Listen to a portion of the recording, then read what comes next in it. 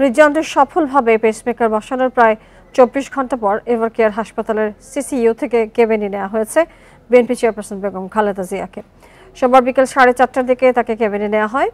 এর আগে শুক্রবার গভীর রাতে গুলশানের বাসাতে হঠাৎ অসুস্থ হয়ে পড়লে খালেদা জিয়াকে রাত 3:30টায় ভর্তি করা হয় রাজধানীর এভারকেয়ার হাসপাতালের সিসিইউতে।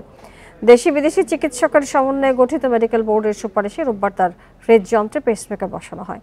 বিএনপি চেয়ারপারসনের ব্যক্তিগত চিকিৎসক ডাক্তার এজেড জাহিদ হোসেন জানান, বেগম জিয়ার শারীরিক অবস্থার কিছুটা উন্নতি হওয়ায় মেডিকেল বোর্ডের সুপারিশে সিসিইউর সুবিধা সম্বলিত কেবিনে নেওয়া হয়েছে তাকে। এভারকেয়ার হাসপাতাল এবং যুক্তরাজ্যের চিকিৎসকদের পরামর্শে আপাতত হাসপাতালে রেখে চিকিৎসা চলবে খালেদা জিয়ার।